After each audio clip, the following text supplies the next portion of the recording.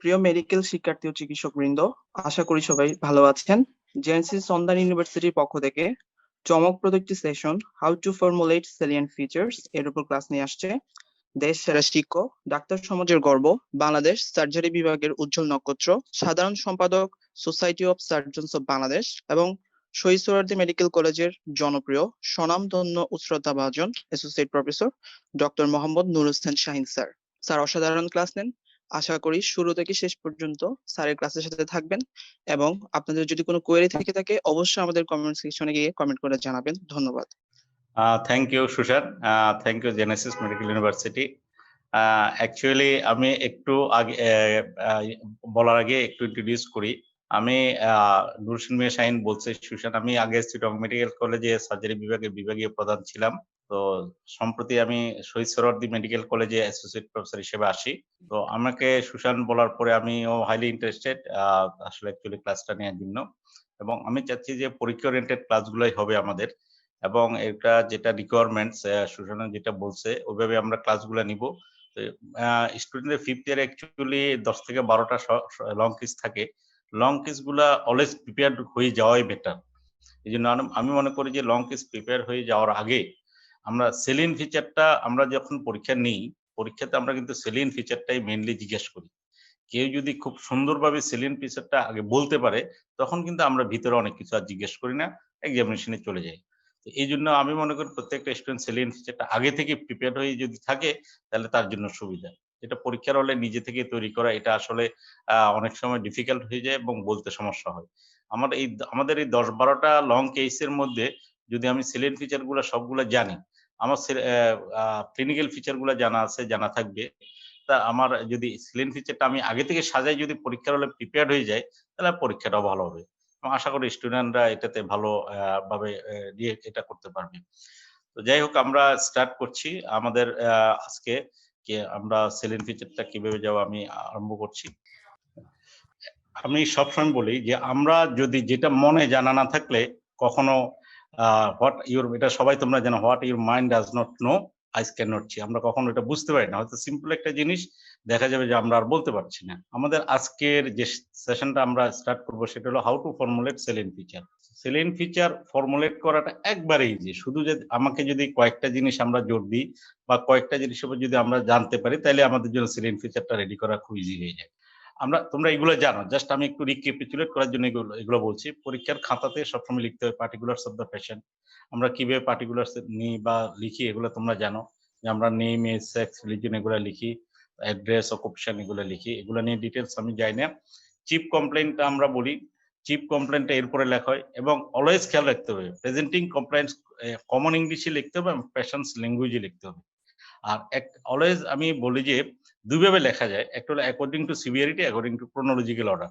আমি বলি ক্রোনোলজিক্যাল অর্ডারে যে তোমরা একটা জিনিসই মনে রাখবে যে এক এক জায়গায় এক এক রকম করবে তা না, তোমরা ক্রোনোলজিক্যাল অর্ডারটাই মনে রাখবা। যদি ক্রোনোলজিক্যাল অর্ডারে লিখো তাহলে বা অর্ডারে বলো তাহলে সেলিন ফিচারটা বলাটা সুন্দর হবে। আর হিস্ট্রি অফ প্রেজেন্ট ইলনেসে আমরা জানি পেশেন্ট যা বলছে এগুলো ইলাবোরেট করা, এবং আর কোনো সিমটম আছে কিনা, লিডিং কোশ্চেন করে কিছু, যে no leading question, not important negative points, মানে লিডিং কোশ্চেন এখানে করা যাবে না। হিস্ট্রি অফ পাস্ট ইলনেসের মধ্যে আমরা তার কোনো কোমরবিড ডিজিজ আছে কিনা, অথবা এই ডিজিজের আগের কোনো হিস্ট্রি আছে কিনা, পার্সোনাল হিস্ট্রি, এগুলো আমরা জানি। এরপরে ধরো drug history, history of allergy, blood transfusion, immunogen history, family history, socioeconomic condition, এগুলো সম্বন্ধে আমরা খাতায় লিখতে হবে। এবং লেখার পরে এরপরে আসবে তোমার ফিজিক্যাল এক্সামিনেশন। আমি সবসময় এক্সামিনেশনের 3টে অংশ সার্জারিতে মনে রাখবা।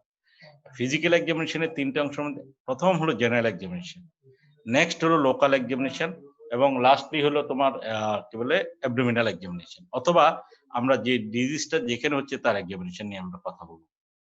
তো জেনারেল এক্সামিনেশনে আমরা জানি সবকিছুই, যে জেনারেল এক্সামিনেশন আমরা কি কি দেখবো, তার এপিয়ারেন্স, কোঅপারেশন, বডি বিল, নিউট্রিশন, ডিকিউবিটাস। এই এপিয়ারেন্স, কোঅপারেশন, বডি বিল, নিউট্রিশন, ডিকিউবিটাস, এই 5টা জিনিস সবসময় কমন। আর বাকি যেগুলো থাকবে, যেমন তোমার এনিমিয়া, জন্ডিস, সাইনোসিসে অন্য যেগুলো থাকবে, এগুলা কিন্তু একটা সিকুয়েন্সিয়াল অর্ডারে যদি তুমি করতে পারো তাহলে তোমাদের জন্য সুবিধা হবে। যেমন আমি এই ফিগারটা তোমাদেরকে দেখাচ্ছি। আমি সবসময় বলি যে হেড টু টো, আরেকটা জিনিস আমি বলি যে মাথা থেকে পা পর্যন্ত, অথবা আমরা বাগধারা পড়ে এসেছি পা থেকে মাথা পর্যন্ত, কিন্তু এখানে আমরা হিস্ট্রিটা বা জেনারেল এক্সামিনেশনটা করব মাথা থেকে পা পর্যন্ত। মাথা থেকে পা পর্যন্ত আমরা কি দেখবো? আমরা চোখ যদি তুমি যদি চোখের এখানে খেয়াল করো, প্রথমে আমরা উপরে যেটা দেখি আপার স্কয়ার, এটা হলো জন্ডিস। একটা একটা পয়েন্ট আমি বলে যাচ্ছি, তারপর নিচে দেখবো এনিমিয়া, তারপরে জিহ্বার একটা একটা যদি বলি, জিহ্বাতে দেখবো ডিহাইড্রেশন, তারপরে নেক গ্ল্যান্ড, নেক ভেইন। হাতটা যদি তুমি পুরাটা এইভাবে আসো একবারে চেস্ট পর্যন্ত, তাহলে হাতের pulse, blood pressure, temperature, respiration, এরপর চেস্টে হার্ট রেট সাথে। অ্যাবডোমেনে যদি আসো জেনারেল এক্সামিনেশনে অ্যাসাইটিস এবং হার্নিয়াল অরিফিস, আর পায়ে যদি যাও ইডিমা। এই কয়েকটা জিনিস ছাড়া জেনারেল এক্সামিনেশনের আরেকটা অংশ আছে যেটা হলো পেরিফেরাল লিম্ফ নোড। আমরা সার্জারিতে 3 গ্রুপের পেরিফেরাল লিম্ফ নোড ইম্পর্টেন্ট। একটা হলো সার্ভাইকেল, 2 নম্বর হলো এক্সিলারি এবং 3 নম্বর হলো ইঙ্গুইনাল লিম্ফ নোড। তাহলে আমরা যদি এইভাবে মেমোরাইজেশন করি, যে এই মেমোরিটা যদি ফ্রম হেড টু টো এইভাবে করো, কখনো ভুল হবে না, মুখস্থের দরকার নাই। যে আমি উপর থেকে জন্ডিস দেখলাম, তারপর এনিমিয়া দেখলাম, জিহ্বাতে সাইনোসিস, ডিহাইড্রেশন দেখলাম, নেকে নেক গ্ল্যান্ড, নেক ভেইন দেখলাম, পালস, ব্লাড প্রেশার, টেম্পার, হাত দিয়ে যদি উঠে আমি চেস্ট পর্যন্ত আসি, pulse, blood pressure, temperature, respiration, heart rate, আমি এগুলো দেখলাম। অ্যাবডোমেনে অ্যাসাইটিস দেখলাম, একটু নিচে নামলে ইঙ্গুইনাল রিজিয়ন আমরা হার্নিয়াল অরিফিস দেখলাম, পায়ে ইডিমা দেখলাম, এবং পেরিফেরাল লিম্ফ নোড গুলো আমি বলছি আগে যে আমরা 3টে গ্রুপের লিম্ফ নোড দেখব। জাস্ট এটা মেমোরাইজেশনের জন্য সুবিধা। তুমি যদি মানে একটু উল্টা আগে পালস দেখলা, তারপরে ইডিমা দেখলা, তারপরে তুমি আবার অ্যাসাইটিস দেখলা, তারপরে জন্ডিস দেখলা, তখন হবে কি তোমার এটা সিকোয়েন্সটা ভুলে যাবে এবং তখন তোমার অনেক কিছু মিস হয়ে যাবে। তুমি যদি সার্জারিতে পরীক্ষার সময় জাস্ট এটাই মেমোরিতে রাখো যে আমরা মাথা থেকে পা পর্যন্ত হাতটা নিচের দিকে নামাতে থাকলে যা আসবে এগুলো দেখতে থাকলে আমার জেনারেল এক্সামিনেশন হয়ে যাবে। এটা হলো আমাদের জেনারেল এক্সামিনেশনের অংশ। এরপরে লোকাল এক্সামিনেশনে তোমরা জানো আমরা ইন্সপেকশন করি, পালপেশন, পারকাশন, 5টা মনে রাখতে হবে, 5টা। আমি সবসময় রুল দিয়ে মনে রাখতে বলি, তাতে মনে থাকবে। আমরা 5টা জিনিস দেখি, কি কি? 5টা বা 6টা জিনিস: inspection, palpation, percussion, auscultation, measurement, movement. Measurement কোথায় দেখি? যেমন অ্যাবডোমেনে অ্যাসাইটি ছিল আমরা মেজার করি, পা সোয়েলিং গুলো আমরা মেজার করি।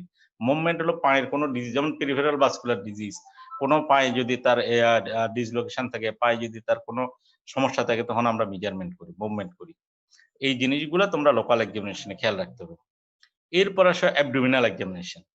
অ্যাবডোমিনাল এক্সামিনেশনে আমরা কিন্তু 5th ইয়ার ফাইনালে বেসিক জায়গাগুলো আমরা দেখি যে একটা স্টুডেন্ট তার বেসিক জিনিসগুলো সে যে অনেক কিছু পারবে এটা কিন্তু আমরা মনে করি না, বা সবকিছু পারতে হবে এটাও আমরা মনে করি না।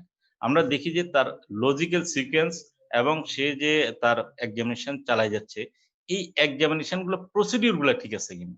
যেমন তুমি একটা পেশেন্ট শুয়ে আছে, তুমি দাঁড়াই এক্সামিনেশন করলা, এটা আমরা তখন বুঝি যে তার কোনো সে কখনো এক্সামিনেশন করে নাই। তাহলে কি হতে হবে? পেশেন্টের লেভেলে আসতে হবে, হয় একটা টুল নিয়ে বসতে হবে, অথবা রুগীর লেভেলে আই অর্থাৎ অ্যাবডোমিনাল লেভেলে আই চলে আসতে হবে। অ্যাবডোমেনটাকে এমনভাবে রিল্যাক্স করতে হবে যাতে অ্যাবডোমিনাল রিজিডিটি কমে যায়, এবং খেয়াল রাখতে হবে যে এটা যদি না করো কিন্তু বলতে হবে যে প্রাইভেসি মেনটেন করা, পেশেন্টকে কমফোর্টেবল করা, তারপরে কনফিডেন্স নেয়া এবং পোলাইটলি তার সাথে কথাবার্তা বলা, এই জিনিসগুলো কিন্তু আমরা খেয়াল করি। সে যেহেতু শীতকালে পরীক্ষা হলে অলওয়েজ খেয়াল রাখতে হবে হাত ওয়ার্ম করতে হবে, গরমকালে যদিও দরকার নাই। এবং যখন অ্যাবডোমেন পালপেট করি আমরা খেয়াল রাখতে হবে যেই জায়গায় পেইন আছে তার অপোজিট সাইড থেকে, এবং ফেস, আরেকটা জিনিস একবারে আমি বারবার বলি, এটা খেয়াল রাখতে হবে, always turn to face to the opposite side. যে তুমি এক্সামিনেশন করতেছো, তুমি বলতেছো আপনি শ্বাস নেন, কিন্তু তোমার দিকে ফিরে শ্বাস নিচ্ছি। এখন করোনাতে আসাতে একটা সুবিধা হচ্ছে মাস্ক পরে আছে, হয়তো বা শ্বাস নিঃশ্বাসের দিকে হচ্ছে না, কিন্তু নর্মাল প্রসিডিউর যখন হবে অবশ্যই করোনার সময় তো ফেস অপোজিট সাইডে নিতেই হবে, নর্মালি খেয়াল রাখতে হবে অপোজিট ফেস করতে হবে। তাহলে এই অ্যাবডোমিনাল যখন এক্সামিনেশনে যাবা, এই 5 থেকে 6টা জিনিস খেয়াল রাখতে হবে। তার প্রাইভেসি, একটা মহিলা পেশেন্ট তুমি প্রাইভেসি চাইলা না যে আমার তুমি এক্সপোজ করাই এক্সামিনেশন আরম্ভ করলা, পরীক্ষার সময় অনেক সময় মনে থাকে না, তখনই কিন্তু মনে হয় যে না সে তো মানে ভালোভাবে যাচ্ছে না। এই জন্য খেয়াল রাখতে হবে যে তার প্রাইভেসির কথা স্যারকে বলতে হবে যে স্যার আমার প্রাইভেসি দরকার। এরপরে তোমাকে পেশেন্টকে কথাবার্তা বলে সুন্দর করে জেন্টেল করে তখন এক্সামিনার বুঝবে যে তোমার পোলাইটনেসটা কেমন। আচ্ছা, এটা গেল আমাদের তার অ্যাবডোমিনাল এক্সামিনেশন। তার সাথে কি করতে হবে? অলওয়েজ ফ্ল্যাট হ্যান্ডে খেয়াল রাখতে হবে যে এই যে পাল্প দিয়ে আমরা এক্সামিনেশন করি, ফ্ল্যাট হ্যান্ড এবং হরিজন্টাল পজিশন। ফ্ল্যাট হ্যান্ড থাকতে হবে, হরিজন্টাল পজিশনে হাত থাকতে হবে, স্টার্ট করতে হবে opposite to the pain side, যেখানে পেইন হবে তার অপোজিট সাইড থেকে, এবং তোমাকে পুরো অ্যাবডোমেনটা এক্সপোজ করতে হবে। পরীক্ষার হলে আমরা সবাই বলি যে মিড চেস্ট টু মিড থাই, কিন্তু আমরা কি মিড থাই পর্যন্ত করি? আমরা কখনো মিড থাই পর্যন্ত করি না। তাহলে কি বলতে হবে? আমাদেরকে বলতে হবে, sir normally usually abdomen exposed up to the from the mid chest to mid thigh, but practically expose করবো আমরা mid chest up to the pubic symphysis. এবং পিউবিক সিম্ফেসিসে যখনই তুমি এক্সপোজ করবা তখন কিন্তু পিউবিক সিম্ফেসিস পর্যন্ত, এই যে তুমি এখানে দেখছো লুঙ্গিটা কিভাবে আছে, অনেক সময় অনেকে কি করে ফোল্ডিং করে দেয়। ফোল্ডিং করে দিলে এখানে যদি কিছু কোনো ছোটখাটো লাম্প থাকে, স্কার থাকে, তখন দেখা যায় না। এক্সামিনার কিন্তু জানে ওখানে লাম্প আছে না কেস, এক্সামিনার জিজ্ঞেস করে যে ঠিক আছে অ্যাবডোমেনের নিচের অংশে তো লাম্প আছে, লাম্পটা তো তুমি দেখলা না। তখনই কিন্তু তুমি আস্তে আস্তে এই যে একবার যে তুমি প্রশ্নের সম্মুখীন হলে আস্তে আস্তে তোমার নার্ভাসনেস ডেভেলপ। তাহলে আমাদের অ্যাকচুয়াল এটা হলো মিড চেস্ট মানে ইন্টারনিপল লাইন থেকে স্টার্ট করতে হবে, এবং আমরা আপ টু দ্য পিউবিক সিম্ফেসিস পর্যন্ত আমাদেরকে এক্সপোজ করতে হবে। এটা হলো আমাদের এক্সপোজার, অ্যাবডোমেন এক্সামিনেশনের এক্সপোজার করার পদ্ধতি। আমরা বসতে হবে, পেশেন্টের এবং আই রাখতে হবে কোথায়? At the level of the abdomen, always খেয়াল রাখতে হবে। তোমাদের পরীক্ষার সময় কিন্তু এখানে টেবিল দেওয়া থাকে না বা টুল দেওয়া থাকে না, যার ফলে টুলে অনেক সময় তুমি টুল খুঁজলা পাইলে না, স্যার টুল দেন, এটা টুল স্যার তো আর টুল আনি দিবে না, তখন বুঝবে যে না তোমার আইকিউ শার্প প্লাস আইকিউ কম। তুমি নিজেই কি করবে? অ্যাবডোমেনটা এক্সপোজ করে নিজে নিচের দিকে হাঁটু গেড়ে বসে অ্যাবডোমেনের লেভেলে চলে যাওয়া, এবং অ্যাবডোমেনের লেভেলে চলে যেয়ে অ্যাবডোমেনটা এক্সামিনেশন করতে হবে। এই ইনস্পেকশনে আমি বলি যে সবসময় খেয়াল রাখবো, আমরা জীবনের প্রতিটি ক্ষেত্রে কিছু না কিছু অভিনয় জানতে হয়। এটা আমি সবাইকে বলি যে স্যার অভিনয় কি? তুমি চোখ দিয়ে একটু করে দেখলে কিন্তু ইনস্পেকশন হয়ে যাচ্ছে। তাহলে তোমার অভিনয়টা কি? আমরা কি করি? প্রথমে মাথার সাইড থেকে একটু, তারপরে মিড লেভেলে আসি, তারপর নিচের দিকে একটু যাই। এই যে একটু অভিনয় করে মানে স্যার বুঝছে, বুঝাইতে হবে যে আমি ইনস্পেকশনে আছি। এখন তুমি যদি অতি অভিনয় জানলেও ফেল, অভিনয় না করলেও ফেল। স্যার অতি অভিনয় কি? অতি অভিনয় হলো, ধরো তুমি এখন তোমাকে বলা হলে তুমি একটু দুই সাইড দিকে 3 সাইড থেকে একটু দেখো। এখন তুমি মাথায় থেকে একবার দেখলা, পেটের মাঝে থেকে একবার দেখলা, পায়ের কাছ থেকে একবার দেখলা, অপোজিট সাইডে একবার গেলা, এইভাবে পুরো বেড যখন ঘুরে আসতে থাকলা, তখন অটোমেটিক্যালি প্রশ্ন আসবে, তুমি এটা দেখতে দেখতে তোমার টাইম চলে যাবে। তোমাকে জাস্ট বোঝানোর জন্য একটু অভিনয় করা মানে আমি 2 সেট বা 3 সেট থেকে একটু দেখে আমি বুঝাইলাম যে আমি ইন্সপেকশন করতেছি। এই হলো তোমার অভিনয়ের এটা। তাহলে আমরা ইন্সপেকশনের শেষের পরে আমি এটা দেখো, এই পালপেশনে আমরা হাতটা কিভাবে রাখছি? Flat hand. আমাদেরকে অলওয়েজ খেয়াল রাখতে হবে ফ্ল্যাট হ্যান্ডে আমরা কিন্তু পালপেশনটা করতে হবে। আমরা যদি হাত যদি এইভাবে ডিপি, অনেকে 1 আঙ্গুল দিয়ে এইভাবে চাপ দেয়, অনেকে 2 আঙ্গুল দিয়ে, অনেকে হাতটা পুরোটা দিয়ে এইভাবে চাপ দেয়, এটা দিলে কিন্তু হবে না। হাতটা থাকতে হবে ফ্ল্যাট, অর্থাৎ এই যে আমাদের খেয়াল করো এখানে এই যে আমাদের জয়েন্টে, এই জায়গার জয়েন্টটা একটু ফ্লেক্স আছে এবং এগুলো সব স্ট্রেইট আছে। তাহলে এখানে ফ্ল্যাটলি থাকতে হবে এবং এখানে স্ট্রেট থাকতে হবে। This is the flat hand examination. এই জায়গাগুলো আমরা শুধু একটু খেয়াল করি যে সে ফ্ল্যাট হ্যান্ড দিছে কিনা এবং তার এক্সামিনেশনের প্রসিডিউরটা ঠিক আছে কিনা। এখন অ্যাবডোমেনে একটা লাম্প আছে, এটা তুমি না পেতে পারো, তাতে টেনশনের কোনো কারণে নেই। কিন্তু তোমার এক্সামিনেশন প্রসিডিউর যদি ঠিক থাকে, তুমি যদি অপোজিট সাইড থেকে স্টার্ট করো, তোমার যদি ফ্ল্যাট হ্যান্ড থাকে, তুমি যদি পেশেন্টের কনসেন্ট নাও, তখন কিন্তু আমরা আর ওগুলা ধরি না যে সে তার লাম্প পাইছে কি পায় না, কারণ এই লেভেলে অনেক সময় লাম্প নাও পাইতে পারে। অনেক সময় তোমরা ফাইল দেখে বলে যে দেয়ার যে লাম্প এই জায়গা আছে সেই জায়গা আছে, অথচ পালপেশনে তুমি পাচ্ছ না, তখনই কিন্তু বোঝা যায় তুমি এটা ফাইল দেখছো অথবা তুমি কারো থেকে শুনছো, তখনই কিন্তু তোমাকে বিভিন্নভাবে এক্সামিনার কোশ্চেন করতে থাকে। এটা সবসময় মনে রাখতে হবে। আর একটা পেশেন্ট দ্বারাকে দেয়ার আর আমি সব সময় বলি দেয়ার আর 8 প্রিরিকুইজিট। তুমি যখন পেশেন্টটা স্যার বলবে যে তুমি এক্সামিন দ্য পেশেন্ট, তুমি সাথে সাথে অথবা বললে যে তুমি এনিমিয়া দেখাও, তুমি কিছু না বলে এনিমিয়া দেখানো স্টার্ট করলা, তুমি তো আগে হয়তো কনসেন্ট নিচ্ছ কিন্তু এখন স্যারের সামনে কনসেন্ট নিলা না, তখন কিন্তু স্যার এটা মাইন্ড করবে। এই জন্য যেটা করতে হবে, যখনই তুমি এক্সপোজ করবা, যখনই তোমাকে এক্সামিন করতে বলবে, তখন দেয়ার আর 8 প্রিরিকুইজিট, তুমি 8টা জিনিস মনে রাখতে হবে। আমি একটা একটা প্রিরিকুইজিট বলি। প্রথম হলো সেলফ ইন্ট্রোডিউসড, গ্রিটিংস মানে গ্রিটিংস, তুমি নিজের পরিচয় দিলে যে আমি অমুক, আমি 5th ইয়ার স্টুডেন্ট, আমি আপনাকে পরীক্ষা করব। 2 নাম্বার হলো যে কোশ্চেনিয়ার, অর্থাৎ আপনার কি সমস্যা, কতদিন যাবত, এগুলো বলা। 3 নাম্বার আমরা বলি যে কোশ্চেনিয়ার করার পরে 3 নাম্বার হলো এক্সপোজার। 3 নাম্বার এক্সপোজারের আগে যদি প্রাইভেট অর্গান এক্সপোজার করতে তাহলে আমার প্রাইভেসি লাগবে। আর প্রাইভেট অর্গান তাহলে 3টা গেল। এক্সপোজার হলো প্রপার এক্সপোজার। এখন তোমার অ্যাবডোমেনে একটা লাম্প আছে, তুমি শুধু অ্যাবডোমেন একটু একটু স্পেস করে একটু ফাঁকা করে দেখলা, তখন কিন্তু হবে না। অথবা তুমি একবার পুরো কাপড় সরাই দেখলে তাও হবে না। তাহলে প্রপার এক্সপোজার মনে রাখতে হবে। এরপরে হলো প্রপার এক্সামিনেশন। তুমি এক্সামিনেশন করার পরে স্যারকে বললে, স্যার শেষ হয়ে গেছে আবার, তাও কিন্তু হবে না। তাহলে তোমাকে কি করতে হবে? তুমি আবার রিপোজিশন, অর্থাৎ পেশেন্টের কাপড় তোকে এক্সপোজ করছো, হয় তুমি করে দিবা অথবা পেশেন্টকে বলতে হবে যে আপনি আপনার কাপড়টা পরে ফেলুন। তাহলে এই যে ৮ টা প্রিরিকুইজিট, এটা যেকোনো পেশেন্ট এক্সামিনেশনের সময় তখন মনে রাখতে হবে। আমরা চিন্তা করলাম যে এই যে দেখো অপোজিট সাইডে আমরা হাত দিয়ে দেখলাম, অর্থাৎ তার যদি রাইট ইলিয়াক ফোসা পেইন হয়, আমরা লেফট ইলিয়াক ফোসা থেকে স্টার্ট করব। এটা আমাদের মনে রাখতে হবে, ফ্ল্যাট হ্যান্ড থাকতে হবে। এইটা একবারে ভেরি, ভেরি ইম্পোর্টেন্ট, মনে রাখতেই হবে। তাহলে the whole art of medicine is an observation. আমাদেরকে অবজার্ভ করতে হবে, খেয়াল করে, খুব ভালোভাবে খেয়াল করতে হবে। এবং in the field of observation chance favours on the prepared mind. আমি এই জন্যই বলছি, তুমি যখন পরীক্ষা হলে যাবা 100% প্রিপেয়ার্ড হয়ে যাবা। তুমি 10টা 12টা লং কেস আছে, তুমি এটা মুখস্থ করেই যাবা। এখানে মুখস্থ করার কোনো বিকল্প কিছু নেই। অর্থাৎ তুমি ওখানে যেয়ে আমি একটা একটা বলবো তা কিন্তু করতে যাবা। এই জন্য আমি বলছি how to formulate saline feature, অর্থাৎ সেলিন ফিচারটা তোমার মুখস্থ করে যাওয়াটাই বেটার। একটা কার্সিনোমা স্টমাক পেশেন্ট তোমার কাছে পড়লো, এন্ড কার্সিনোমা স্টমাক তো আর বিভিন্নভাবে প্রেজেন্ট করে না, হয়তো তার সিমটমস এর ভেরিয়েশন বিভিন্ন সময় বিভিন্ন থাকে, বিভিন্ন রকম থাকে, বাট তার প্রেজেন্টেশন গুলো একই থাকবে, যে খাইতে পারে না, লাম্প আছে, চাকা আছে, এই শিশা অনেক কিছু বলবে, শুকাই গেছে, ক্যাকেক টিকে গেছে, এইগুলো বলবে। হয়তো কোনোটা কারো কাছে থাকবে আর কোনোটা কারো কাছে থাকবে না।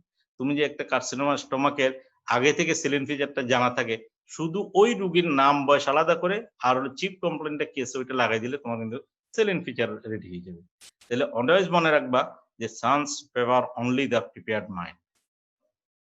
এখন general scheme of in history taking, আমরা একটা যখন জেনারেল স্কিম থেকে আমাদের অ্যাকচুয়াল আমরা কি করি, প্রথমে একটা হিস্ট্রি টেকিং করি, ফিজিক্যাল এক্সামিনেশন, এরপরে খাতাতে তুমি কি সিকোয়েন্স লিখবা, প্রথম তোমরা লিখবে হিস্ট্রি টেকিং, তারপরে ফিজিক্যাল এক্সামিনেশন, এখানের মধ্যে লোকাল, জেনারেল এবং কি বলে অ্যাবডোমিনাল এক্সামিনেশন আছে, তারপরে সেলিন ফিচার আসবে। এর সেলিন ফিচার পরে স্টেপ হলো প্রভিশনাল ডায়াগনোসিস, এগুলো তোমরা জানো, তারপর আমি একটু রিক্যাপিচুলেট করছি। তারপর আসবে ডিফারেনশিয়াল ডায়াগনোসিস, এরপরে ইনভেস্টিগেশন করার পর আমরা কনফার্মেটরি বা ফাইনাল ডায়াগনোসিস চলে যাব এবং আলটিমেটলি ট্রিটমেন্ট। এই 6-7টা জিনিস তোমাদেরকে জেনারেল স্কিম খাতার মধ্যে সাজায় সুন্দর করে লিখতে হবে। এখন আসলে সেলিন ফিচারের কটা অংশ, আমি বলি রুল অফ 7, ওখানেও রুল একটা জেনারেল স্কিমের 7টা অংশ এবং সেলিন ফিচারের 7টা অংশ। সেলিন ফিচার 7টা অংশ কি? প্রথম হলো শর্ট পার্টিকুলার্স। আমরা কিন্তু এখানে ডিটেইলস, আমরা যে হিস্ট্রি টেকিং অনেক কিছু নিয়েছি, এখানে এত কিছু আমার লিখতে হবে না। শর্ট পার্টিকুলার্স, তার পার্টিকুলার্স এর নাম, বয়স, কোত্থেকে আসছে, এতটুকু, অথবা সাথে আরেকটু 2-1টা লাইন অ্যাড করতে হবে। তাহলে শর্ট পার্টিকুলার্স আমরা জানতে হবে। 2 নাম্বার আমরা বলি যে চিপ কমপ্লাইন উইথ ইলাবোরেশন, অর্থাৎ শর্ট পার্টিকুলার্স এর পরেই যে চিপ কমপ্লেইনটা থাকবে, এই কমপ্লেইনটা লিখবা এবং সাথে এটা ইলাবোরেট করবা।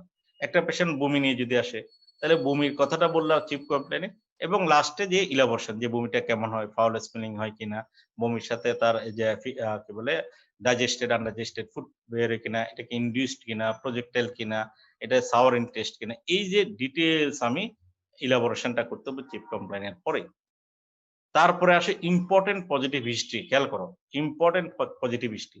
যেমন একটা পেশেন্ট আমরা বললাম যে ধরো আমি বললাম যে এটা কার্সিনোমা স্টমাক, তাহলে তার ইম্পর্টেন্ট পজিটিভ হিস্ট্রি কি? সে বলবে যে আমার 10 বছর যাবত আমার গ্যাস্ট্রিক আলসারের ভাব আছে, রুগী কিন্তু বলে দেয়।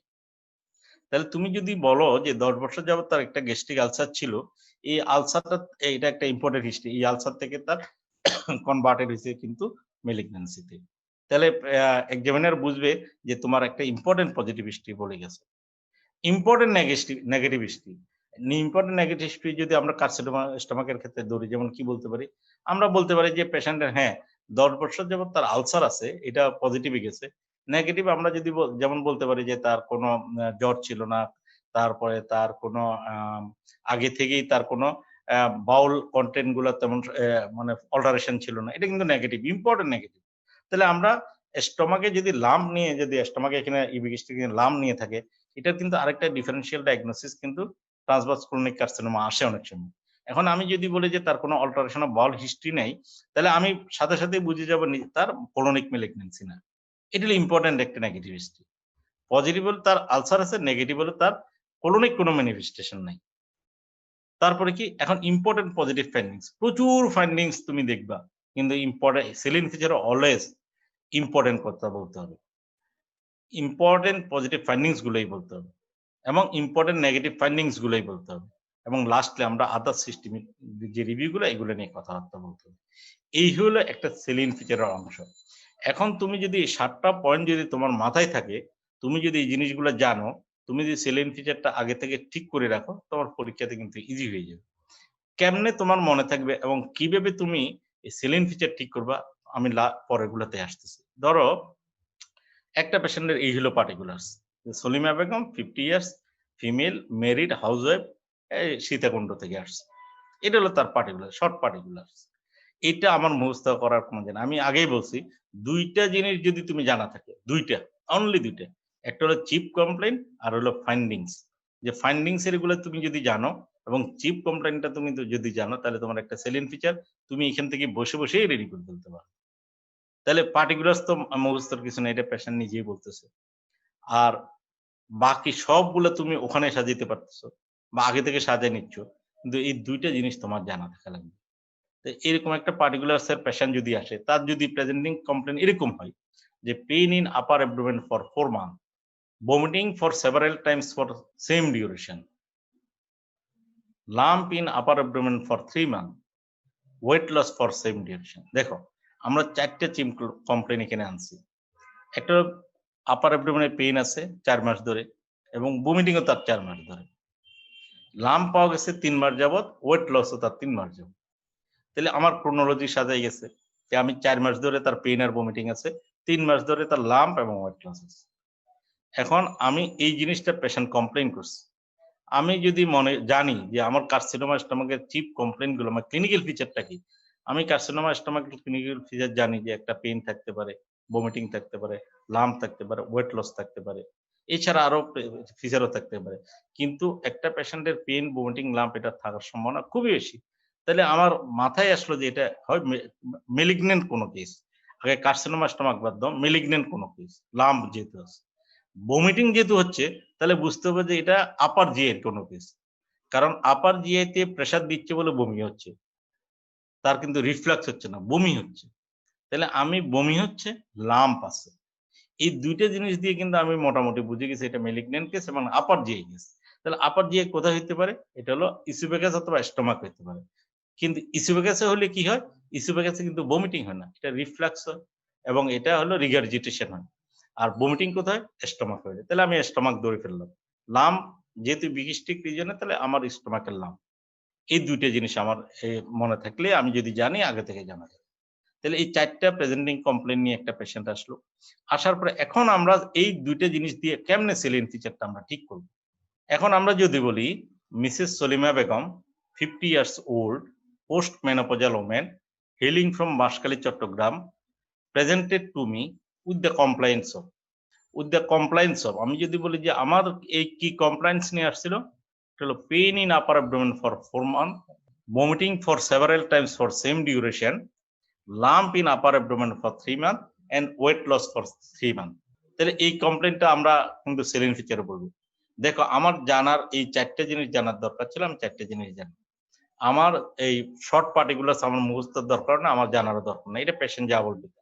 আমরা যদি এই 4টে জিনিস জানি যে Mrs Salima Begum 50 years age বা 50 years old, post menopausal women, hailing from Banshkhali, Chittagong, presented to me with the compliance of pain in upper abdomen for 4 month, vomiting for several times for same duration, lump in upper abdomen for 3 months, weight loss for 3 months. এই 4টা complain আমরা লিখলাম। এরপরেরটা কি দেখো, এইখানে দুইভাবে লাগছে, অনেকে বলে according to the statement of the patient he was alright. আসলে অলরাইট বলতে কোনো শব্দ নাই, সে হয়তো মানে তার ওয়েলবিংটা ওই খারাপ ছিল না, বাট অলরাইট বলাটা কেউ বলতে পারে, বললে যে খুব বেশি সমস্যা হবে তা না, বাট এইভাবে যদি বলো according to the patient's statement her presenting complaint started 4 months back, তোমার কাছে যেটা প্রেজেন্ট করছে এটা কিন্তু 4 মাস ধরে আমি বলছি। তারপর কি হয়েছে, then she developed pain in the upper abdomen which is এই যে পেনের আমি আগেই বলছি যে আমরা চিফ কমপ্লেইন ইলাবোরেশন করবো এখন। Deep seated continuous dull aching in nature, aggravated by taking food and not relieved by taking H2 blocker or antacid, but relieved by vomiting and analgesia. তাহলে দেখো আমরা পেনের ক্যারেক্টারটা আমরা এখানে ডিসক্রাইব করলাম, এই পেনটা কেমন হলো। এরপরে আসো এই নো রেডিয়েশন এবং এটার কোনো রেডিয়েশন নেই। 2 নাম্বার আমাদের চিফ কমপ্লেইন ছিল vomiting.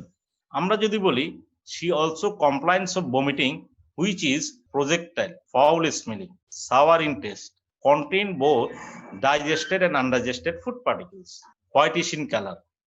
Vomiting relieves abdominal discomfort and it occurs immediately after taking food. দেখো আমি বলছি it occurs immediately after taking food, অর্থাৎ এখানে একটা জিনিস বুঝাতে চাচ্ছি যে সাধারণত benign gastric outlet obstruction অথবা পাইলোরিক স্টেনোসিসে খাওয়ার প্রায় 3-4 ঘন্টা পরে বমি হয়। আমরা যখনই বললাম it occurs immediately after taking food, তখন এক্সামিনার বুঝে যাবে এটা নিশ্চয়ই ম্যালিগন্যান্ট কেসের দিকে যাচ্ছে, কারণ পেন দিয়ে এবং শুধু ভমিটিং দিয়ে ম্যালিগন্যান্ট কেস না হইতে পারে। তাহলে যখন আমি বললাম it occurs immediately after taking food, এই তখন আমি বুঝবো যে হ্যাঁ এটা নিশ্চয়ই ম্যালিগন্যান্ট কেসের দিকে যাচ্ছে। তারপরে আসছে she also complains of lump in upper abdomen which is rapidly increasing. এই যে স্লোলি এবং র্যাপিডলি এটা তোমরা জানো, যখনই আমরা র্যাপিডলি ইনক্রিজিং সাইজ বলবো তখন আমরা বুঝবো যে এটা ম্যালিগন্যান্সির দিকে যাচ্ছে। she has এই জিনিসগুলো এখানে কয়েকটা জিনিস আছে দেখো, যে ম্যালিগন্যান্ট কেসে একটা জিনিস তুমি মাথায়, ম্যালিগন্যান্ট কেসগুলো সাধারণত অ্যাবডোমেনের ম্যাক্সিমাম ম্যালিগন্যান্ট কেস কোথায় কোথায় মেটাস্টেসিস হয়, একটা লাংসে মানে চেস্ট লাংসে হয়, লিভারে হয়, অ্যাবডোমেনে অর্থাৎ অ্যাসাইটিস হয়, পেলভিসে হয়, বোনে হয়, এই 4-5 জায়গা এবং ব্রেইনে হয়। তাহলে সবগুলো তো আর ব্রেইনে যায় না, এই 4-5 জায়গার কথা মনে রাখবা। তাহলে কি হবে, তার একটা হলো যদি চেস্টে যে কোনো মেটাস্টেসিস হয় তার কি কি থাকে, এটা হলো চেস্টের মেটাস্টেসিস লাংসে যদি হয়, লাংস হলো 3টা সিম্পটম, এটা হলো কাশি হইতে পারে, চেস্ট পেন হইতে পারে, হেমোপ্টাইসিস হইতে পারে। তাহলে যে কোনো দেখো এটা মুখস্থর কিছু নেই, যে কোনো ম্যালিগন্যান্সিতে তুমি মেটাস্টেটিক ফিচারগুলা আমি এখানে দিছি নো দিয়ে, যদি থাকে হ্যাঁ, না থাকলে না, অর্থাৎ চেস্ট মেটাস্টেসিস এর ম্যালিগন্যান্ট ফিচারগুলো বললাম। তাহলে she has no history of cough, chest pain, hemoptysis, jaundice, hematemesis, melena. আমরা জন্ডিস, হেমাটোমেসিস, মেলানা আসতেছে লিভার থেকে বা এলিমেন্টারি ট্র্যাক্টে হলে, তাহলে এবং বোনে হলে বোন পেন। তাহলে এই কথাগুলো আমরা মুখস্থ করে রেখে দিলে হবে যে ম্যালিগন্যান্ট কেসে এই কথাটা আমরা রাখতাম। তাহলে she has আমরা কমপ্লেইন গুলো বললাম, বলার পরে আমরা এখন মেটাস্টেটিক ফিচার গুলো বলবো। she has no history of, একটানে বলে ফেলবো, cough, chest pain, haemoptysis, jaundice, haematemesis, melaena and bone pain. এটা হলো আমাদের মেটাস্টেটিক ফিচার। আমরা বুঝে গেলাম যে এক্সামিনারও বুঝে গেল যে তার কোনো মেটাস্টেটিক ফিচার নাই। এখন আসো she lost, এই ওয়েট লসটা জিজ্ঞেস করি, কতটুকু ওয়েট লস জিজ্ঞেস করতে, কেউ বলবে যে 1/3, কেউ বলবে যে অর্ধেক, কেউ বলবে 1/5, তুমি যা আসে তাই বলবা যে she lost 1/5 of her previous body weight in last 3-month period। এর পরের কথাগুলো সব জায়গায় সেম হবে। দেখো আমরা মেটাস্টেটিক ফিচার গুলো সব জায়গায় সেম হবে। এরপরে যেমন আমরা কি কি করি, একটা ব্লাড ট্রান্সফিউশন হিস্ট্রি নিছি, আমরা ফ্যামিলি হিস্ট্রি নিছি, ইমিউনাইজেশনের হিস্ট্রি নিছি, সোশিওইকোনমিক কন্ডিশনের হিস্ট্রি নিছি, এই কথাগুলো হবে যে she has no history of blood transfusion, no member of her family suffering from disease but patient is immunized, এই কথাগুলো এরপরে চলে আসবে। তাহলে এগুলো কিন্তু মুখস্থের কিছু নেই। আমি আগেই বলছি যে আমার দুইটা জিনিস জানা দরকার, একটা হলো চিফ কমপ্লেইন আর একটা হলো এক্সামিনেশন। আমার এই নিচের কথাগুলো কিন্তু আমার মুখস্থ করারই দরকার নেই, এটা সব জায়গায় লাগাই দিবেন। she has no history of any allergy to drug, any blood transfusion, no member suffering from disease, no he has immunization history, female হলে মেনস্ট্রুয়াল পিরিয়ড নিয়ে কিছু কথা বলবো। তাহলে এই জিনিসগুলো কিন্তু মুখস্থর কোনো কারণে নেই। তুমি যদি এগুলো আগে থেকে সেট আপটা করে নিতে পারো যে আমি এই সিকোয়েন্সের পর এই সিকোয়েন্সটা বলবো, আমার এই জিনিসগুলো এই থাকবে, তাহলে দেখবে যে তোমার জন্য সেলিয়েন্ট ফিচারটা ইজি হয়ে যাচ্ছে। এরপরে এই 4-5টা কথা একবারে সব জায়গায় লাগাবা। কোনটা? কারণ ম্যাক্সিমাম মানুষের অ্যাবাভ 40-50 হলে তখন তোমার diabetes, hypertension, alcoholism, asthma, smoker কিনা, এই 4টা, আর মহিলা হলে সে পান খায় কিনা। তাহলে এই যে দেখো এটা সব জায়গায় লাগাইতে পারে হিস্ট্রির লাস্ট অংশে দিয়ে কি কি, patient is non hypertensive, non diabetic, non alcoholic, non smoker, এখন অ্যাজমা থাকলে নন অ্যাজমাটিক, বাট টেকিং, এই মহিলা কি করতো but taking betel leaf and nut for last 15 years. তাহলে এখানে যদি হাইপারটেনসিভ থাকে তুমি hypertension, patient is hypertensive, non diabetic হলে পেশেন্ট ইজ ডায়াবেটিক, অ্যালকোহলিক এর পেশেন্ট ইজ অ্যালকোহলিক। তাহলে এই জায়গাটা এটাও কিন্তু তোমার আলাদা করে জানার দরকার নেই, এই জায়গাটা সব সেলিন ফিচারে তুমি লাগাবে। Patient is non hypertensive, non diabetic, non alcoholic, non smoker, but taking betel leaf and not for last 15 years. তাহলে আমরা শুধু এই যে সেলিন ফিচার আমরা কি আসলাম, আমরা এই প্রথম পার্টিকুলারসটা আমরা ওখান থেকে নিলাম, চিফ কমপ্লেন্টটা আমরা জানলাম, তার চিফ কমপ্লেন্ট ইলাবোরেশন করলাম, এবং তার কি করলাম, চিফ কমপ্লেন্ট ইলাবোরেশন করে তার মেটাস্টেটিক হিস্ট্রিগুলো আছে কিনা এটা জানালাম, এবং তার কিছু যেমন মেটাস্টেটিক হিস্ট্রিগুলোর পরে বাউল ব্লাডার হ্যাবিট সম্বন্ধে বলতে হবে। এখানে যদিও লেখা হয় নাই, তারপর তোমরা বলবা বাউল এবং ব্লাডার হ্যাবিট কেমন, ব্লাড ট্রান্সফিউশন হিস্ট্রি কিনা, অ্যালার্জি হচ্ছে কিনা, মেম্বার সাফারিং হচ্ছে কিনা, এগুলো সম্বন্ধে বলবা। এরপরে লাস্টে তুমি পেশেন্টের সিস্টেমিক কিছু ডিজিজ নিয়ে বলতে হবে, যে তার এই সিস্টেমিক ডিজিজ গুলো আছে কিনা। তখন এই যখন হিস্ট্রিটা বলবা তখন বোঝা যাবে যে তুমি একটা একবার কম্পাইল করে নিয়ে আসছো এবং তোমার হিস্ট্রিটা পুরো ডিটেলস তোমার জানা আছে। এরপরে কোথায় যাব, অন জেনারেল এক্সামিনেশন। জেনারেল এক্সামিনেশনের 4টা কি 5টা কথা একবারে সব জায়গায়, যেমন পেশেন্ট সবসময় অ্যাংশাস থাকবে, আর তুমি কোঅপারেটিভ, নন কোঅপারেটিভ তো বলাই যাবে না, না থাকলেও বলতে হবে কোঅপারেটিভ। তাহলে পেশেন্ট ইজ অ্যাংশাস, এই জন্য আমি লাল কালি দিয়ে লিখে দিচ্ছি, anxious, cooperative, average body build and nutrition, decubitus choice. এই 4-5টা কথা তোমার প্রত্যেকটা জায়গায় লাগবে। এই লাল অংশটা, on general examination patient is anxious, cooperative, average body build and nutrition and decubitus choice. তাহলে এটা বলার পরে এখন আসো, তুমি তো আগেই তোমার ওই যে হেড টু টো পর্যন্ত জেনারেল এক্সামিনেশন করে আসছো, তাহলে বলবো এখন কি, patient is non icteric, not anaemic, not dehydrated. এই সিকোয়েন্স বলে যাও, তাহলে তোমার ভুল হবে না। Not icteric, not anaemic, not dehydrated, neck gland normal, neck vein not engorged. তারপর হাত থেকে pulse, blood pressure, temperature, respiration within normal limit, no ascites, hernial orifice are intact, no oedema, all accessible peripheral lymph nodes including supraclavicular, এখানে বলা হয়েছে কেন, যেহেতু carcinoma stoma, including supraclavicular lymph node are not palpable। তাহলে এই জিনিসটা আবার খেয়াল করো, আমি যদি সিকোয়েন্স অনুযায়ী বলি, অন আমার হিস্ট্রিটা শেষ, এখন আমি এক্সামিনেশনে গেলাম।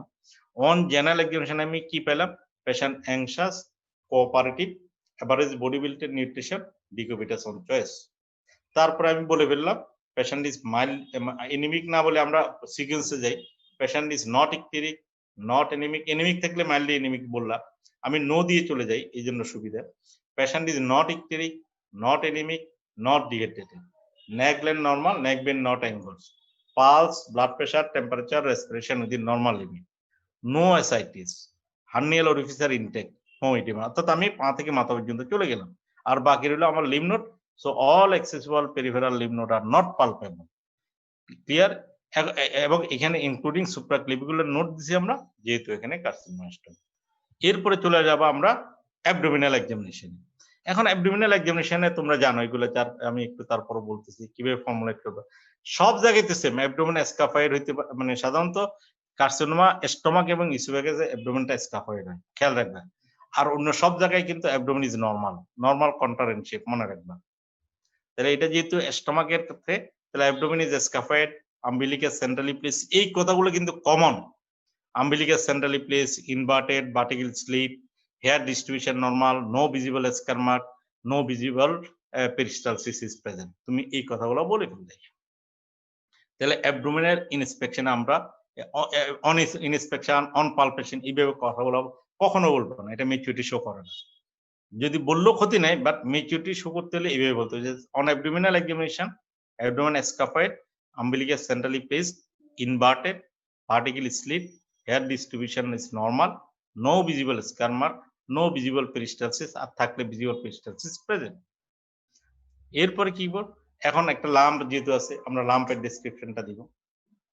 দেয়ার ইজ এ লাম্প, কিভাবে ডেসক্রিপশনটা দিব, there is a lump in the, এখন আমরা এতক্ষণ পর্যন্ত আবার অ্যাবডোমেন বলে এসেছে, এখন আমরা চলে যাব there is a lump in the epigastric region, non tender, moves on respiration, hard in consistency, surface is smooth, not fixed with overlying skin. এই এতটুকু পর্যন্ত আমরা লাং এর ডেসক্রিপশনটা বলে দিলাম, আরে লাম্পের ডেসক্রিপশনটা বলে দিলাম। এরপরে liver, spleen not palpable and kidneys are not ballotable এগুলো, এবং দেয়ার আর নো আদার অর্গানোমেগালি। এখানে যেহেতু কার্সিনোমা স্টোমাকের লাম্প আছে, আমরা সাকাশন স্প্লাশটার কথা বলছি, এই সাকাশন স্প্লাশ এখানে পজিটিভ ছিল, এবং এনি মেলিগনেন্সি, যে কোনো malignancy DRE digital rectal examination করতেই হবে। পরীক্ষার হলে আমরা সাধারণত বলি তোমার করার দরকার নেই, তাহলে তুমি কি বলবা, digital rectal examination not done, কিন্তু ইউজুয়ালি করতে হয়। এখন যেহেতু আরো সমস্যা, আমরা এটা করতে দিব না, তাহলে তুমি বলবে যে নট ডান। যদি করতে দেওয়া হয় তাহলে ডিজিটাল রেকটাল এক্সামিনেশন করবা। এবং আমি অফ দ্য রেকর্ড, এটা বলার দরকার নাই, অফ দ্য রেকর্ড একটা বলার কথা বলে রাখি, তুমি কখনো ডিজিটাল রেকটাল এক্সামিনেশনের ফাইন্ডিংস পাবা না এক্সেপ্ট বিপি। তুমি বলবা যে digital rectal examination shows no abnormality, কারণ ফাইন্ডিংস আমরা এক্সপিরিয়েন্স লোকও আমাদের ভুল হয়ে যায়, এবং তোমাদের বেলায় যখনই বলবে যে ডিজিটাল রেকটাল এক্সামিনেশন শোজ এই, তখন বোঝা যাবে যে তোমাকে কেউ না কেউ বলে দিচ্ছে। তুমি বলবে যে স্যার আমি কোনো ফাইন্ডিংস বুঝি নাই এবং এটা নো অ্যাবনরমালিটি, বললে তোমার ধরবেই না। যখন ফাইন্ডিংস বলবে তখনই জিজ্ঞেস করবে কি পেয়েছো, কোথায় পেয়েছো, কেমনে পেয়েছো, বুঝছো কিনা, কয়টা করছো। এইটা হলো টেকনিক্যাল পয়েন্ট, মানে টিপস, এই টিপস হলো পরীক্ষার টিপস। সবসময় বলবা digital rectal examination shows no abnormality, এই কথাটা সব জায়গায় বলতে হবে। Other systemic examination reveals no abnormality. তাহলে এই হলো আমাদের লাম্পের ডিসক্রিপশন।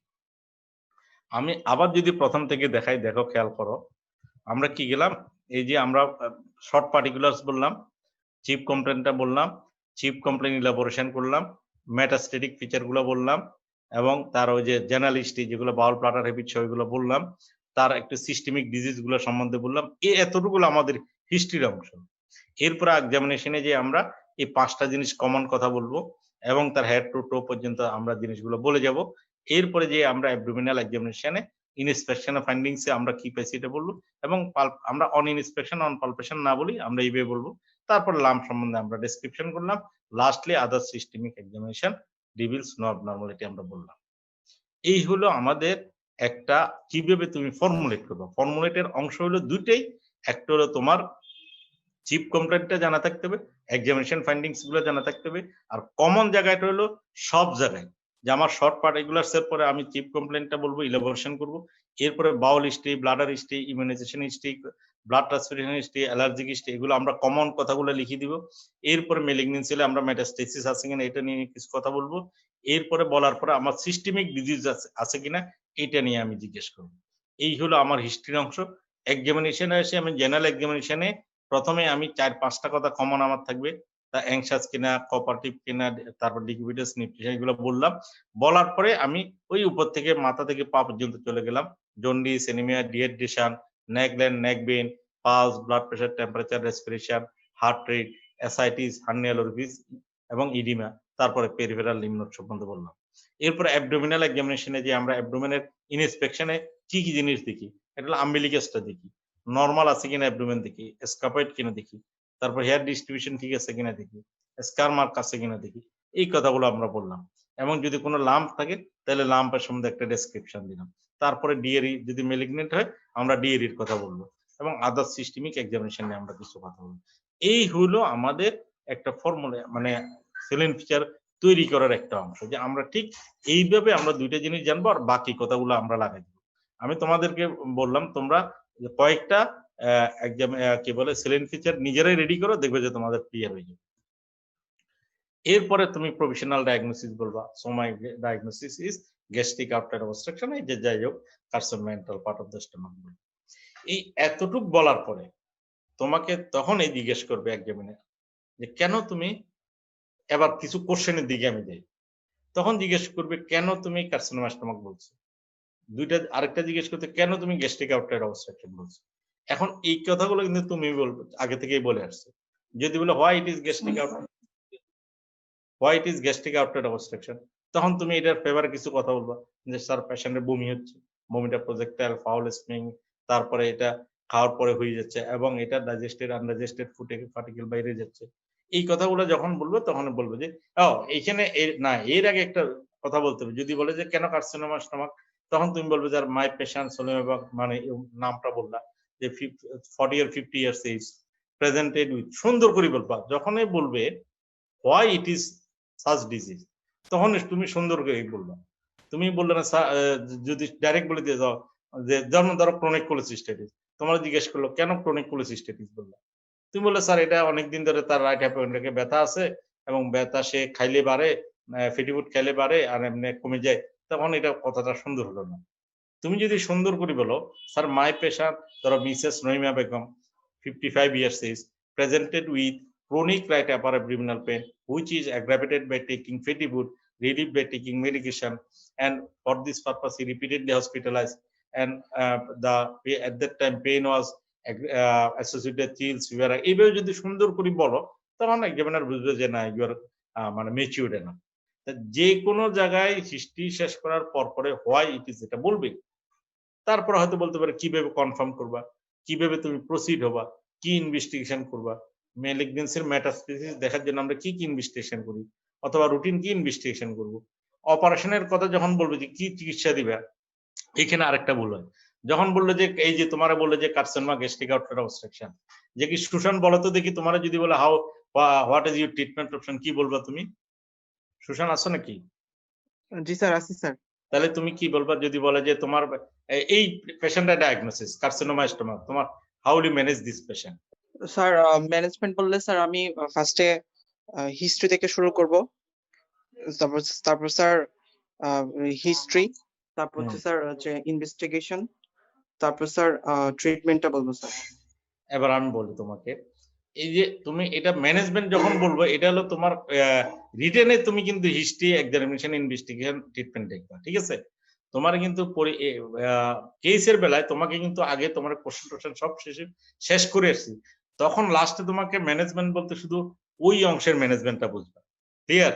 তোমাকে যদি প্রথমে ডায়াগনোসিস বলার পরে বলে যে ম্যানেজমেন্টটা বলো, তখন তুমি সব বলবা, কিন্তু তোমাকে কিভাবে ডায়াগনোসিস করবা, কি ইনভেস্টিগেশন সব কমপ্লিট হওয়ার পরে লাস্টে যদি বলে যে তুমি এখন কিভাবে ম্যানেজ করবা, তখন বুঝতে হবে তোমাকে শুধু ট্রিটমেন্টটাই চাচ্ছে। তাহলে এখন তুমি কি বলবো, বলো, যে কোনো একজন বলো দেখি কি বলতে পারো। স্যার কাউন্সিলিং করব, দেন স্যার প্রিপারেশন করব, দেন সার্জারি করব স্যার। Very good.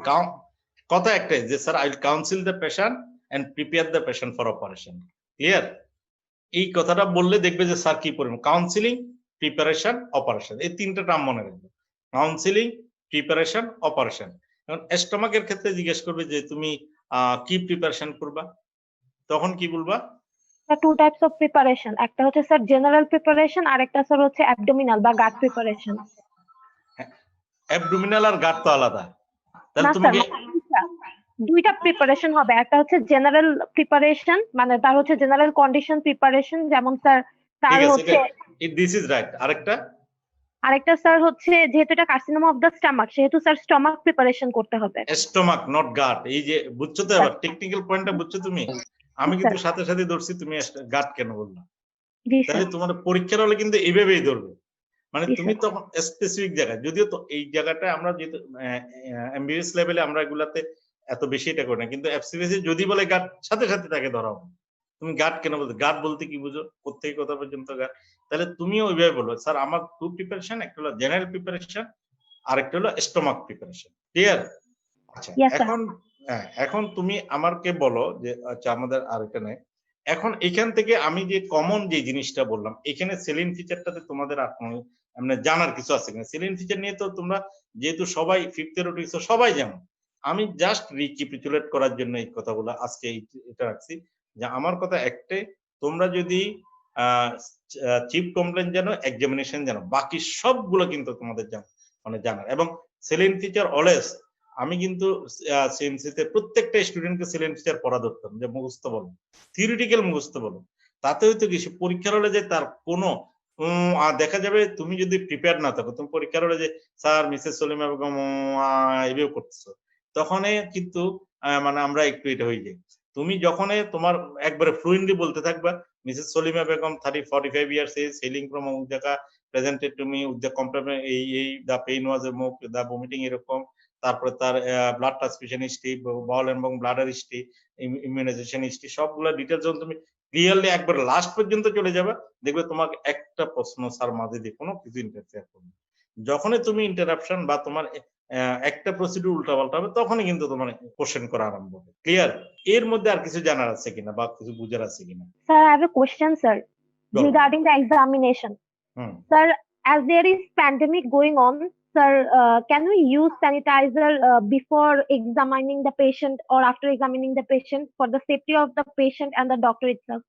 তুমি যখন তোমার এই প্যান্ডেমিক সিচুয়েশনে তোমাকে কিন্তু গ্লাভস সাপ্লাই দেওয়া হবে এবং এই গ্লাভস পরে করে তুমি গ্লাভসটা স্যানিটাইজার ইউজ করতে পারো, তাতে কোনো অসুবিধা নেই। কিন্তু গ্লাভস পরলে তো গ্লাভসের উপরে আর স্যানিটাইজার লাগতেছে না, ঠিক আছে? কিন্তু গ্লাভসটা পরার পরে, গ্লাভসটা এক্সামিনেশন করার পরে তুমি, আচ্ছা আরেকটা জিনিস আমি ক্লিয়ার করতে, এবার কিছু আমি জাস্ট কিছু প্র্যাকটিক্যাল কথা বলি। Yes. তুমি যখন এক্সামিনেশন করতে পরীক্ষাতে যাবা, শর্ট কিছু লং কিছু, খেয়াল রাখবা তোমরা যখন পরীক্ষা দিতে যাও তোমরা এক জায়গায় বিএপির মর্যাদা পাবে, এটা হলো পরীক্ষার হলে। তোমাকে বসতে দিবে, দেয় না? তোমাদেরকে বসতে দেয় না পরীক্ষার হলে? চেয়ারটা টেনে দেয়, তোমার রেজিস্টার আছে, সিরা আছে, চেয়ার টেনে দেয় না যে এখানে বসো। তারপরে তুমি খেয়াল রাখবো অলওয়েজ তোমার টেবিলের অথবা তোমার যে পেশেন্ট বেডের পাশে কিন্তু অলওয়েজ একটা বল দেয়া থাকবে। মানে আমরা দেখতে চাই যে সে লজিক্যালি এই গ্লাভসটা খুলে, এবং অনেক সময় প্যান্ডেমিক ছাড়াও, এখন প্যান্ডেমিক হওয়াতে অনেকে হয়তো একটু চেঞ্জ হয়ে গেছে, ম্যাক্সিমাম সমাজে দেখা যায় কি গ্লাভসটা পরে এক্সামিনেশন করে আবার গ্লাভসটা অ্যাপ্রনের পকেটে ঢুকে। এটা কি হবে বলো? অ্যাপ্রনের পকেটে যদি গ্লাভস ঢুকায় হবে কিনা? No sir, ওই বালটাতে ফেলতে হবে। কখনো হবে না। তাহলে তুমি যেটা করবে, তুমি গ্লাভস পরে করবে, স্যানিটাইজার ইউজ করতে পারবে। আর গ্লাভসটা খোলার পরে সারা থাকা অবস্থায় তো দেখবে তুমি, কারণ এটা তো খুলতে হবে তোমাকে, খুলে তুমি দেখবে চারিদিকে যে বল আছে কিনা। যদি না থাকে কোনো কারণে, তোমার এখানে সিএ বা এটা থাকবে যে ভাই অথবা স্যার আমি একটু গ্লাভসটা রাখতে চাই, দেখবে যে ওরা তোমাকে বলেনি, দিয়ে দিচ্ছে। ক্লিয়ার? বাট স্যার আমরা কি এক্সামিনেশন গুলো গ্লাভস পরে করতে পারবো? মানে আর উই অ্যালাউড? অ্যালাউড, এখন অ্যালাউড। এখন তো আমরা প্যান্ডেমিক সব মানে গ্লাভস তোমাদেরকে সাপ্লাই দেওয়া হবে, গ্লাভস তোমাদেরকে সাপ্লাই দেওয়া হবে, তারপর তোমাদের গ্লাভস নিয়ে আসবে। আমি কিছু জিনিস বলি, যেমন টাং ডিপ্রেসার, টাঙ্গে এখন আমরা অত ডিটেলস কিন্তু এক্সপোজারে যাব না, মুখ বা এগুলো এক্সপোজারে যাব না, কিন্তু শর্ট কেস গুলা যখন তুমি দেখবা তখন কিন্তু তুমি গ্লাভস পরে দেখবা, ঠিক আছে? লং কেস গুলাতে আমরা খুব বেশি এখন আর এক্সামিনেশন দেখাতে বলি না, কয়েকটা জিনিস ছাড়া, যেমন এনিমিয়া জন্ডিস, কত সিম্পল জিনিস দেখাতে বলবো, অথবা লাম্প থাকলে লাম্পটা পালপেট করতে দিব। কিন্তু গ্লাভস মাস্ট, গ্লাভস না পড়লে কিন্তু ধরবে, গ্লাভসটা পড়তে হবে। গ্লাভস যদি তোমার থাকে ভালো, না থাকলে সাপ্লাই দেওয়া হবে, অথবা ওখানে না থাকলে তুমি বলবা যে স্যার আমার গ্লাভস লাগবে। এতে কিন্তু এক্সামিনার কখনো মাইন্ড করবে না, বরঞ্চ বলবে যে তুমি লজিক্যাল। ঠিক আছে? Yes sir, thank you sir. আর কিছু জানার আছে? আমি আর আজকে প্রথম ক্লাস তো আমি চাচ্ছি যে এটা একটু জানা গেলে, এরপরে যদি তোমরা শিডিউল করো তখন তোমরা লিখো কি কি লং কেস তোমাদের, মানে কেউ লেখো, যে করেন সুশান লেখো, তাইলে আমি বলি তোমাদের পরীক্ষার হলে কি কি লং কেস থাকবে। তোমরা খাতা আছে নাকি সাথে সবাই? জি স্যার। Yes sir. তাহলে একটু লিখো তোমাদের লং কেস গুলো কি কি থাকবে, আমি বলে দিই, ওইভাবে তোমরা সাজাতে পারবে। 1 নাম্বার এলিমেন্টারি ট্র্যাক্টের মধ্যে লেখো, 1 নাম্বার থাকবে কার্সিনোমা ইসোফেগাস।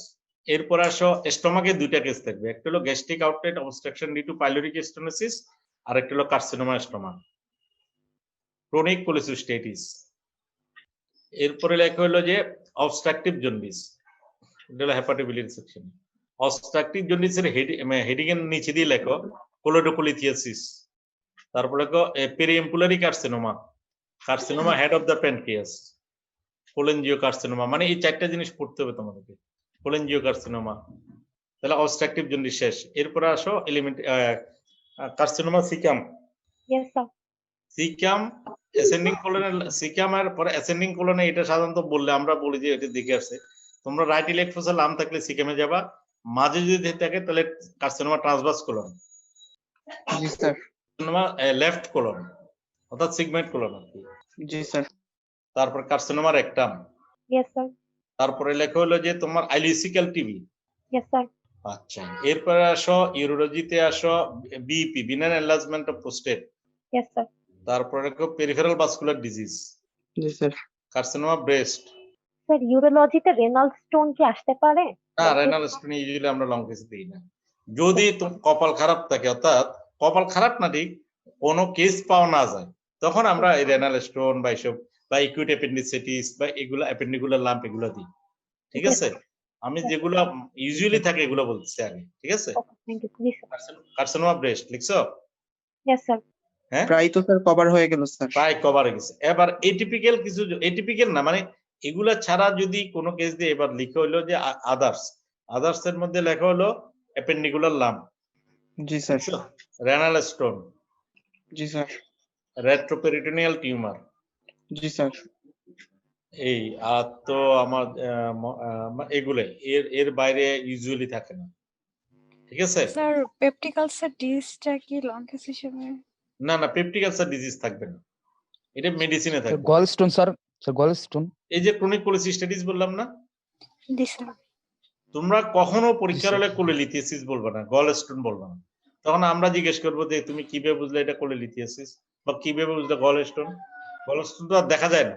তোমার কাছে পেশেন্ট প্রেজেন্ট করবে, আমি এটা যখন প্রেজেন্টেশন হবে তখন আমি বলবো, আমি যখন এটা যদি তোমরা এটা রাখো তখন আমি বলবো।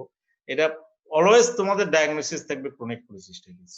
তুমি এই এতটুকু বলি শেষ করো, যদি বলে যে কি কারণে হইতে পারে, তুমি possibly due to sir stone, এই কথাটা বলবো। কখনো cholelithiasis sir so my diagnosis is cholelithiasis, অনেকে বলো। এই যে কয়েকদিন আগে আমরা এই যে সাপ্লিমেন্টারি পরীক্ষা নিলাম, কি স্যার সো মাই ডায়াগনোসিস কোলিলিথিস। আমি জিজ্ঞেস করলাম তুমি কি, তোমার চোখ তো দেখি মানে একবারে স্ক্যানের মতো, স্ক্যানিং করে কি স্টোন দেখে বলছো? স্টোন কি দেখা যায়? তাহলে তোমার ডায়াগনোসিস দেখবে ক্রনিক কোলিসিস্টাইটিস। এগুলো ওই টিপস গুলা এবং প্রত্যেকটা কেসে কি কি ইনভেস্টিগেশন। আরেকটা জিনিস যেটা ঝামেলা হয় পরীক্ষার হলে আমি দেখছি, এটা হলো ইনভেস্টিগেশন কেউ সিকুয়েন্সিয়াল ইনভেস্টিগেশন বলে না, হয় বইতে যা লেখা আছে সব ডিটেলস বলতে থাকে, আর নাইলে একটা বললে আরেকটা বলে। যখন যদি বলে যে আমরা যদি বলি ক্রনিক কোলিসিস্টাইটিস তুমি ইনভেস্টিগেশন কি করবে, কিভাবে ডায়াগনোসিস করবে?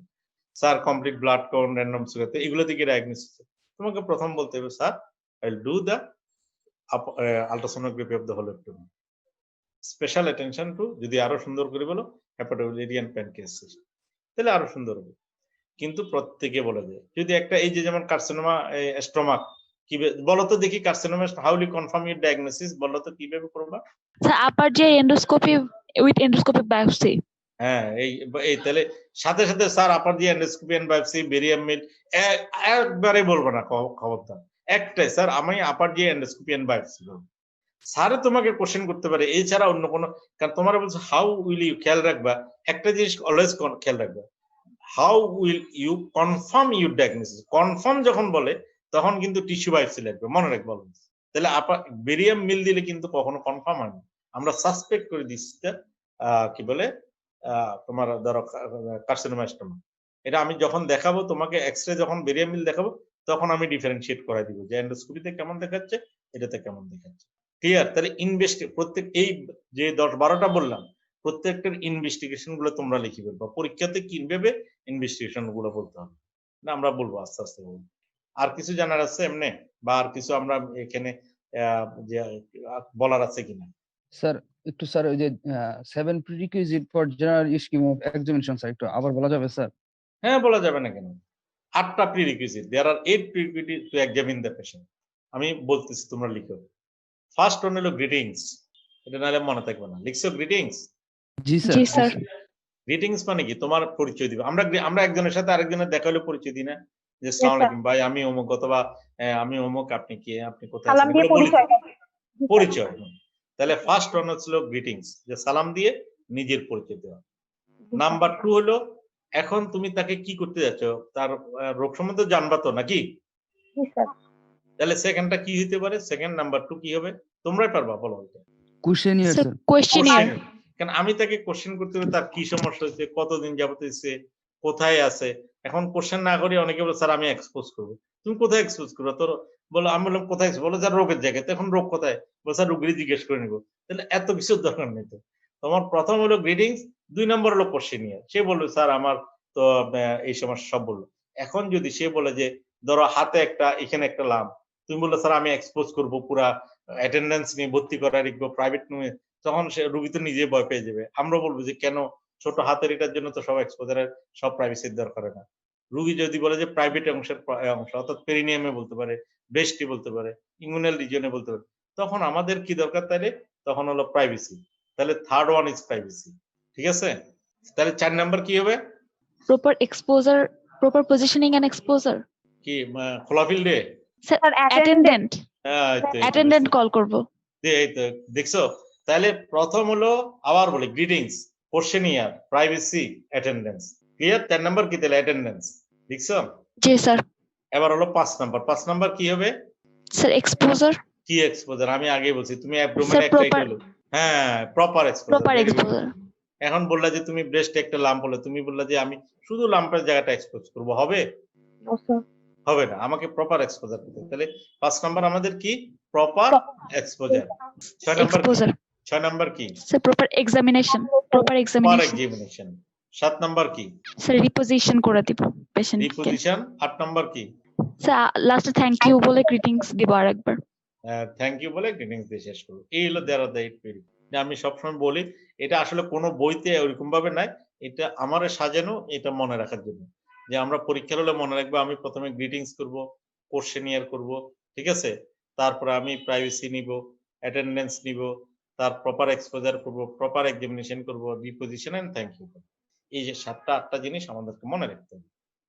এটা আমি বিশেষ করে এটা সবচেয়ে বেশি দরকার হলো কোন পরীক্ষা কোন এক্সামিনেশনে বলো তো দেখি। লং কেসে কিন্তু এতগুলো আমরা জিজ্ঞেস করি না। Sir, hernia মানে examination. শর্ট Short কেসে case. জি স্যার। সব শর্ট কেসে তোমার এটা করতে হবে, যে তুমি যে প্রথমে সালাম দিয়ে কি সাদদের সামনে যখন করে সব কিন্তু উল্টাপাল্টা হয়ে যায়। তার মানে যে যত বেশি দেখবে তখন বোঝা যায় যে সে অনেক দেখছে, এই জন্য তার ভুল হয়। ঠিক আছে, তাহলে আমাদের এই 8 প্রিডিকুইজিট মনে থাকবে। আর কোনো কিছু জানার আছে? স্যার এখানে তো পেশেন্টের এজ 50 ছিল, তাই আমরা পোস্ট মেনোপজাল বলছি। 30 বা 40 থাকলে আমরা মেনস্ট্রুয়েটিং ওমেন মেনশন করে দেব। হ্যাঁ, অথবা তুমি এখানে নাও বলতে পারো, তুমি লাস্টে যে বলতে পারো his menstrual history is regular 30 days interval, এগুলো বলতে পারো, বুঝছো না? অথবা এই মেনস্ট্রুয়েটিং ওমেন বলতে পারো, কোনো অসুবিধা নেই। এখানে তো সে মেনোপজাল দেখে আমরা একটা দিলাম। আর এখানের মধ্যে তোমাদের এখন তুমি সেলিন ফিচারটা যখন বলতে পারবে কিনা এটা আমাকে বলো। জি স্যার। এবং এটা নিজেকেই ঠিক করতে হবে, তাই না? তুমি একটা ধরো তুমি কার্সিনোমা স্টোমাক ইসোফেগাস এই যতগুলো আছে সবগুলো তুমি দেখবে চিপ কমপ্লেন্ট গুলো পড়ে ফেলো, জেনে ফেলো, দেখবে যে তোমার জন্য ইজি হয়ে গেছে। আর বাকি সব কথা কিন্তু লাগানো। এটা যদি নর্মাল ক্লাস হতো আমি ওই যে লিখে দেখাই যে এতটুকু এটা এতটুকু এটা এতটুকু এটা, তখন কিন্তু আরো ক্লিয়ার হয়ে যায়। এটা যেহেতু জুমের ক্লাস হচ্ছে তো এই জন্য অনেক কিছু হয়তো তোমাদেরকে বডিলে দেখানো যাচ্ছে না। আর কিছু বলো, আর কোনো কিছু জানার আছে কিনা, বা আমরা আর কিছু করবো কিনা? তো আজকে যদি আর না থাকে তাহলে ঠিক আছে, আমরা তাহলে আজকে অফ করি, তাই তো? Thank you, sir. Assalamu alaikum, sir. ওয়ালাইকুম আসসালাম, থ্যাংক ইউ ভেরি মাচ।